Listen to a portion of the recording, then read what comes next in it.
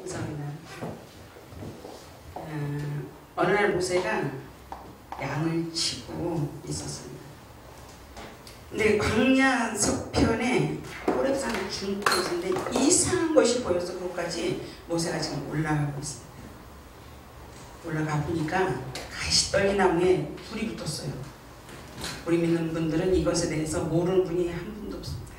중요한 것은 이 불이 붙었는데 나무가 타지 않았고 불도 꺼지지 않았다는 얘기예요. 가시떨기 나무에 불이 붙었는데 나무는 타지 않았고 불도 꺼지지 않는 게 웬일인가요? 이상한 거죠. 모세가 이상히 여기서 지켜보고 있는데 꺼지지 않는 가시떨기 불꽃 속에서 모세를 부르시는 하나님의 음성이 들렸습니다. 아멘. 그 불은 가시떨기 나무에 붙어 있었다는 얘기죠. 가시떨기 나무는 아카시아라고 불리우는 나무인데 시내 광야에서 흔히 발견되는 그런 일종의 가시동굴이라고 보면 아주 쉽겠습니다. 근데 이 나무는 아주 고상하고 단단한 나무와는 대조적입니다. 아주 볼품없고 사실은 쓸모없는 그런 나무였습니다. 이 가시떨기 나무는 노예로 전락을 해서 곤핍하고 메마른 생활을 하고 있는 이스라엘 백성들을 상징하고 있는 모습이라고 볼 수도 있는 것입니다. 필요 많은 나무 중에서 왜 하나님께서 모세 임의제 하셨냐 이런 얘기입니다. 여기에 불이 붙는 것은 환난과 핍박을 받고 있는 처참한 상태를 상징하고 있는 것이기도 합니다. 이스라엘 백성들이 애굽이라고 하는 이 거대한 강대국의 이 발밑에서 신음소리도 제대로 내지 못하고 메마르고 건조한 생활을 하고 있는 것이 바로 가시떨기 나무와 같았다 이런 얘기입니다. 그렇지만 이스라엘은 자신의 처지까지도 제대로 인식하지 못하고 있었어요. 그러니까 바울은 우리 인생을 질그릇에 비유하고 있습니다. 이 질그릇은 어떤 그릇입니까? 연약한 존재입니다. 깨지기 쉽죠. 상처 입기 쉽죠. 그 가치에 있어서도 형편없는 존재라는 말입니다. 그러니까 인생은 자신이 바로 보여질 때에 사실은 소망이 보여지는 것입니다. 깨지기 쉬운 그릇들 우리가 아니겠습니까? 혹시 우리는 그러한 경험을 해본 적이 있습니까? 어떤 분들은 그러한 고통 속에 살고 있는 분이 있을 수 있다고 생각하고 있습니다. 뭐 그런 분이 있다면 사실은 실망할 필요가 없습니다.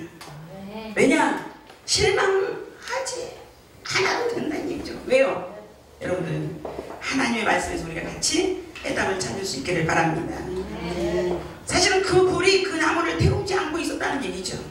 나무 위에 불은 붙었는데 그 불이 나무를 태우지는 않았다는 얘기입니다. 이것은 비록 애굽에서 고통하면서 신음을 하고 있었지만은 이스라엘은 멸망당하지 않았다는 얘기입니다. 하나님의 구원의 손길로 인해서 사실 자유와 해방을 얻게 될 것을 보여주고 있다는 얘기죠.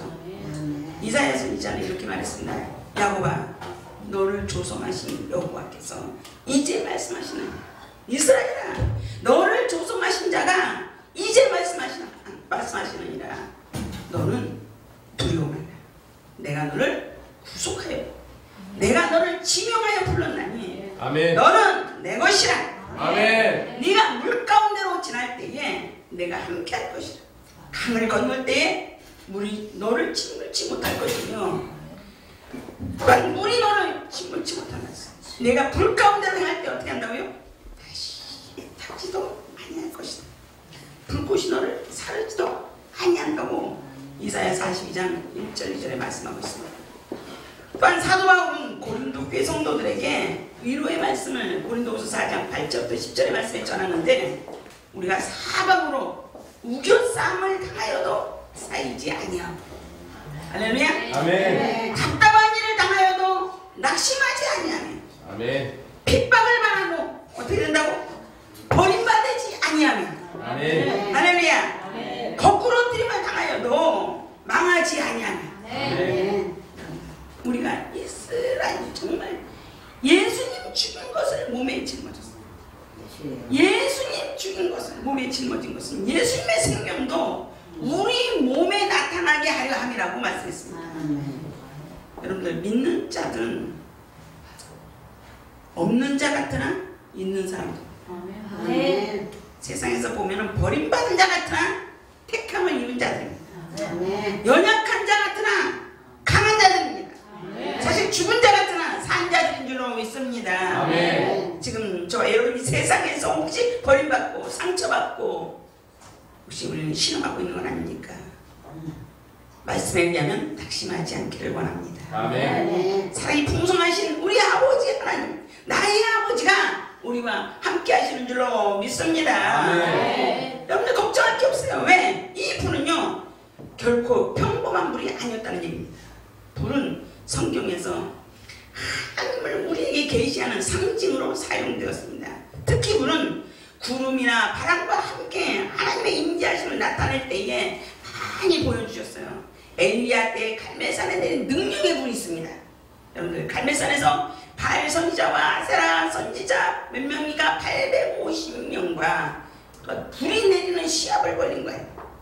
이 불이 내리는 신이 무슨 신? 참신이라는 증명을 하는 그런 계기에 하나님께서 역시 하나님 되심을 보여주신 줄로 믿습니다. 초대교회 마가의 다락방이 있습니다. 여기에 내린 성령의 불은 또 어떻습니까? 예수님께서 승천하시는 해 약속하신 성령께서 마가의 다락방에 기도하는 120여 명에게 내려오신 줄로 믿습니다. 구약시대에 성전에 번제단에는 또 어떤 일이 있습니까? 항상 불을 피우는 그런 기도의 불이 있었습니다. 하나님께서는 그 불이 꺼지지 않도록 하셨어요. 그래서 언제든지 24시간 365일 계속 불이 타고 있었습니다. 기도의 불이 있는 곳에는 하나님의 응답이 있을 줄로 믿습니다. 이사야 선지자가 성전에서 기도하다가 입술에 바른 숯에 핀 성결의 불이 있었습니다. 그 불이 이사야에게 임해서 이사야의 모든 죄를 완전히 태워버렸습니다. 사랑하는 여러분, 오늘 성령의 불로 우리가 태워지기를 소원합니다. 우리의 모든 것, 이제 괴롭고 힘들고 어렵고 낙담했던 모든 것 여러분들 다 버립시다. 예수의 이름으로 힘을 얻으시기를 소원합니다. 예수님의 이름으로 정말 우리가 역시 가식떨기요 여러분에게 꺼지지 않은 성령의 불이 임해서 민족 복음화도 세계 선교도 여러분들 정말 분명히 앞장서서 하나님 영광을 크게 드러내고 죽은 영혼 살리고 하나님 나라가 이 땅에 이루어지는 역사가 있을 줄로 확신합니다. 자, 여러분 힘을 내시길 바랍니다. 길을 가다가도 운전을 하다가도 잠을 자다가도 밥을 먹으면서도 성령의 도우심을 힘입지 않고는 우리는 살 수가 없습니다. 안전한 선한 주님 생각으로 성령 충만한 삶을 사시기를 주의 이름으로 축원합니다.